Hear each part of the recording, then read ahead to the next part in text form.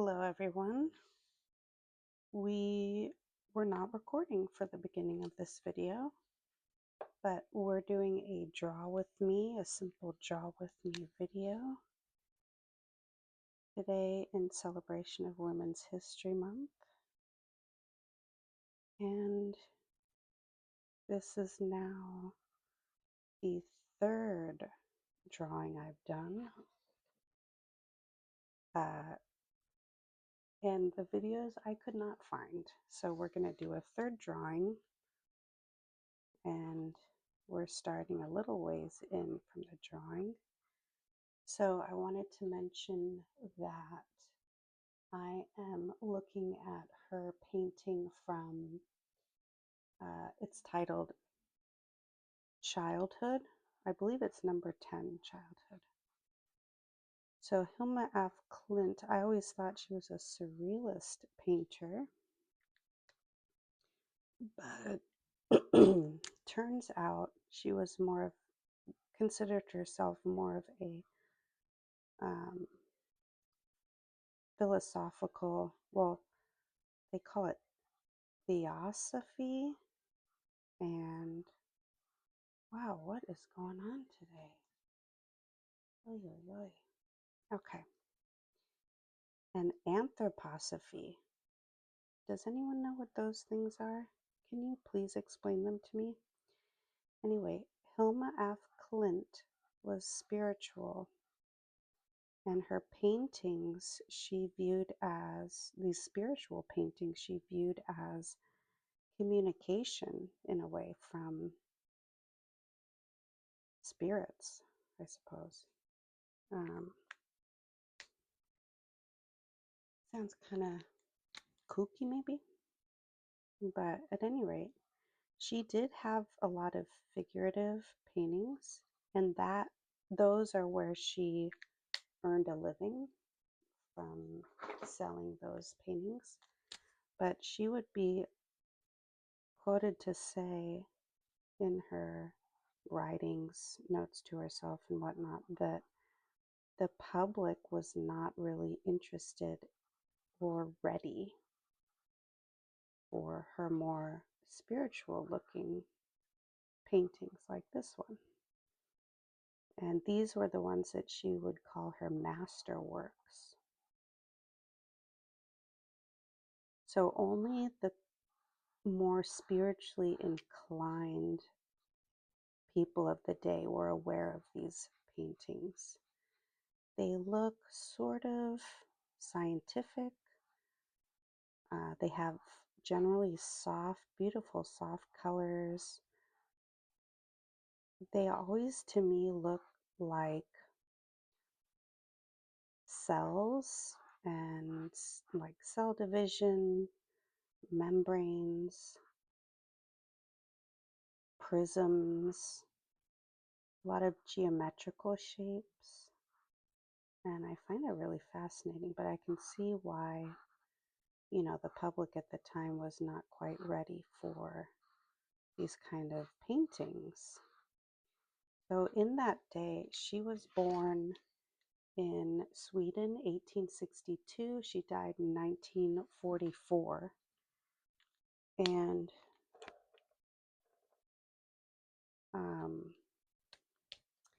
let's go to one of these websites so I can tell you a bit more about it. Yeah, she established herself as a respected artist in Stockholm. She studied at the city's Royal Academy of Fine Arts and graduated with honors in 1887. So in that day, when she was alive in her early days, and throughout her life, she became involved in spiritualism. Later, she was really interested in the ideas of Rosicrucianism, theosophy, and anthroposophy. Does anyone know what that is? Because I sure don't. If you know, explain it to me.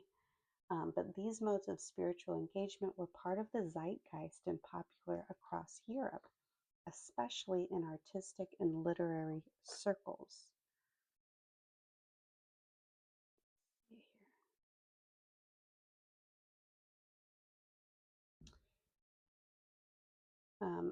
People were trying to reconcile religious beliefs with scientific advances and a new awareness of the plurality of religions. So they're grappling with these seemingly contradictory ideas.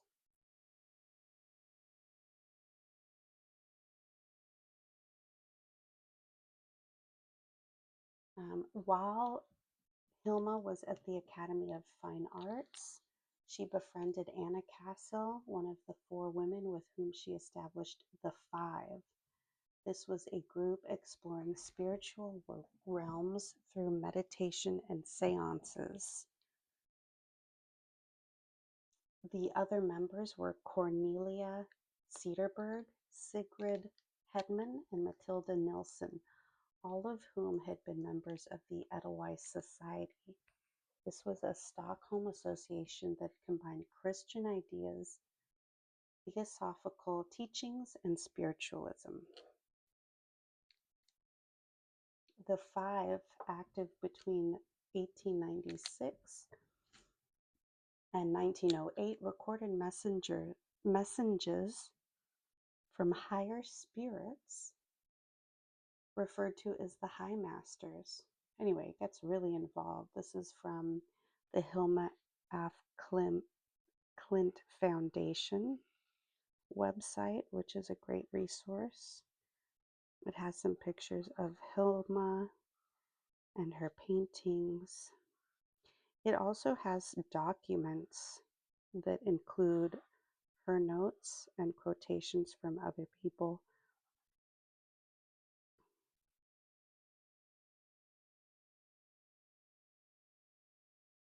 So I'll just tell you, in 1907, Hilma claimed to have received a message from one of these spirits through her seances or communications with them that indicated she should be the leader of the group. They did not really agree, so the group ended up disbanding soon thereafter.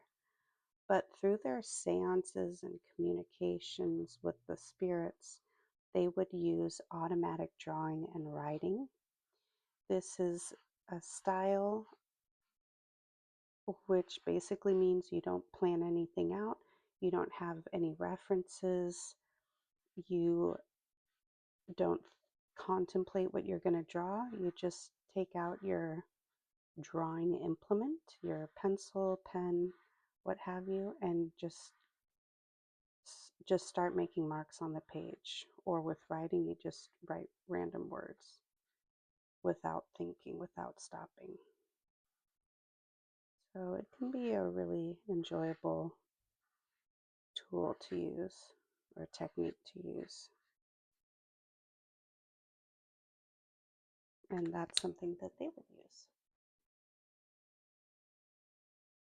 From the time that collective disbanded, Hilma focused entirely on the Great Commission known as the Paintings for the Temple, which was her most important body of works.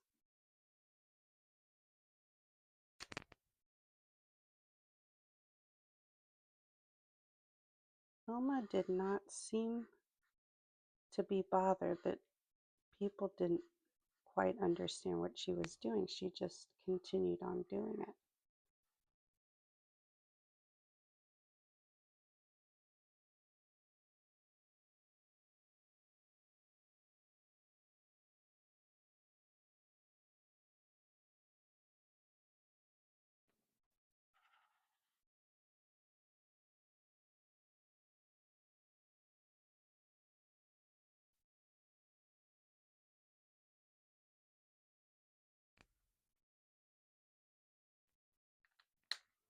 There's one more shape I want to do.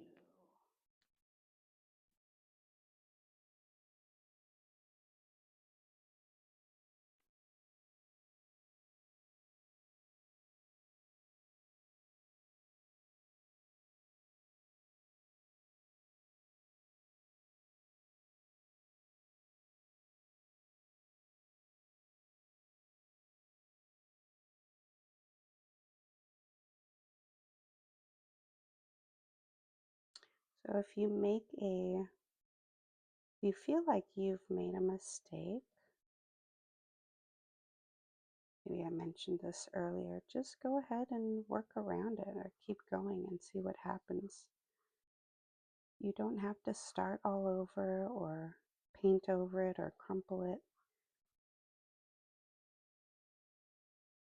This is a drawing just for you. I like to keep a sketchbook, and I think of it as just playing around and making rough drafts and coming up with ideas.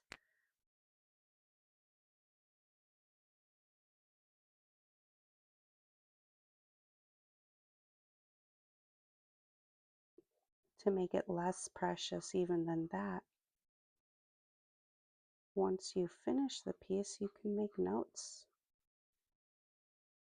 Use a pen or pencil and arrow and write, oh, I liked how this color combo came out, or I'm not happy with these shapes, or what have you. All right.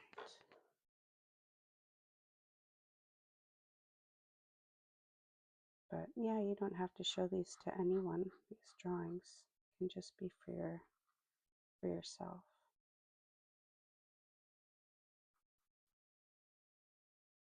All right, a little bit more about Hilma. Around the turn of the 20th century, Stockholm was visited by the leading representatives of various spiritual movements. Hilma attended lectures by theosophists Annie Besant and Rudolf Steiner, and her library contained the key theosophical writings by Madame Blavatsky and a large number of works by Steiner. Later, she became an active member of the Anthroposophical Society, which was founded in 1913. She stayed with that society until her death in 1944. During her lifetime, her conventional paintings were included in a lot of exhibitions, but her non-figurative works like these were only shown in anthroposophical and theosophical contexts. After her passing, it took decades until her art gained any serious attention. In 1986, that was 42 years after her death, the Los Angeles County Museum of Art, LACMA, included her works in the survey exhibition The Spiritual in Art, Abstract Painting 1890 to 1985. Since then, interest in her esoteric paintings has grown, and now to this day, her artwork is shown all over the world and widely celebrated.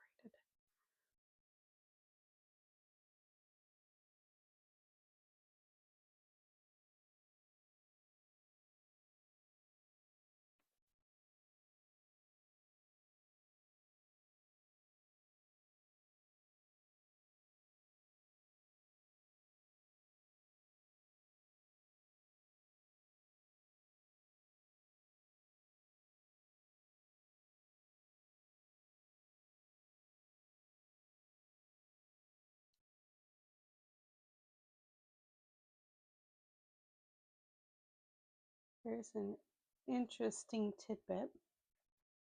It is now well documented that Hilma af Klint began painting abstract before Kandinsky, Mondrian, and others previously considered to be first.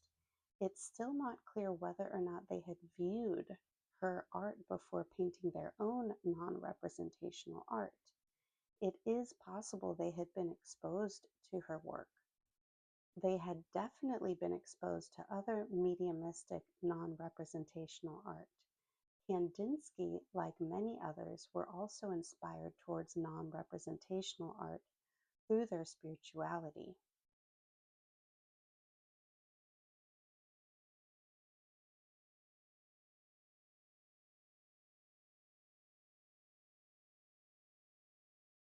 So later, when the Museum of Modern Art was opening in New York City, the founder declared he did not want anything mystical or by a woman.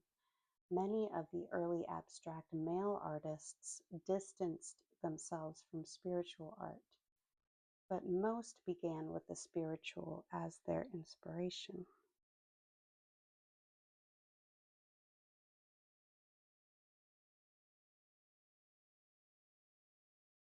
What do you think about that?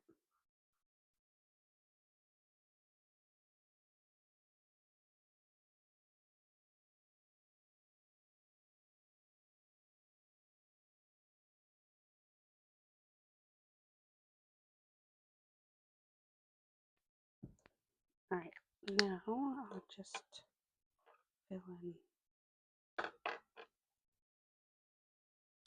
the rest.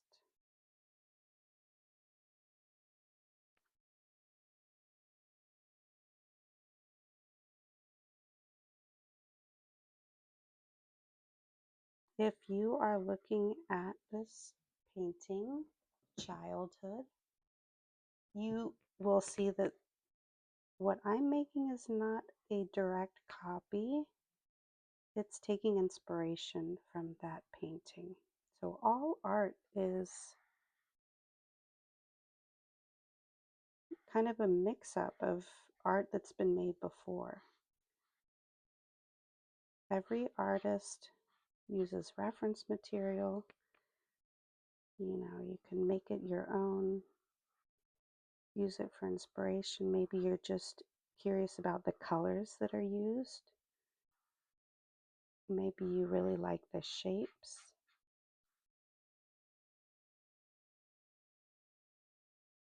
So I just took a few parts from her painting and wanted to explore those in this drawing or painting.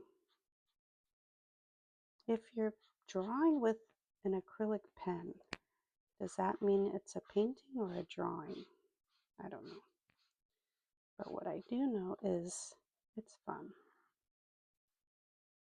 I would love to know what kind of materials you're working with. Is it oil pastel, watercolor? Are you trying acrylic pens too? This is so dry. Well, that's okay. We'll work with it.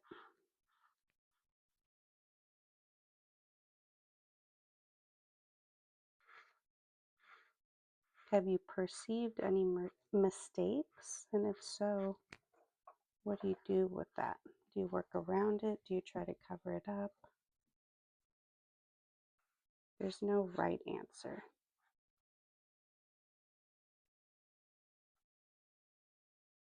There's no wrong answer.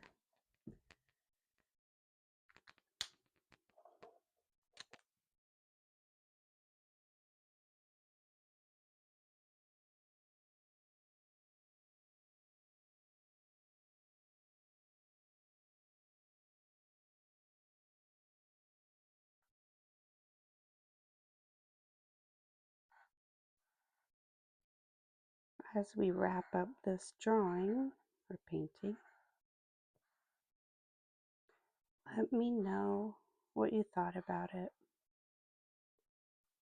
And let me know if there's a female artist you would like to be inspired by for the next video. I have a long list, but I am open to suggestions. At school, they are doing a whole lot of Georgia O'Keeffe this week and next week. So in my sketchbook, I'm wanting to explore some other female artists because there are so many more. Lee Bonteque, Wangechi Mutu, Patricia Piccinini, just to name a few. Frida Kahlo, obviously.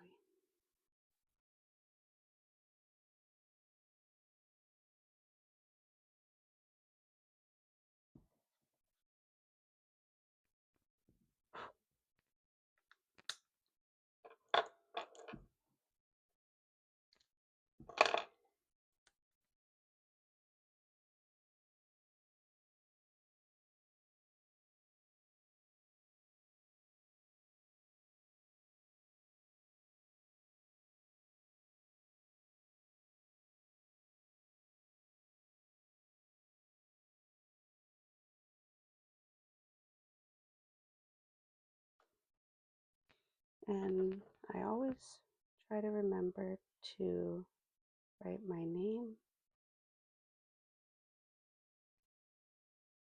and the date.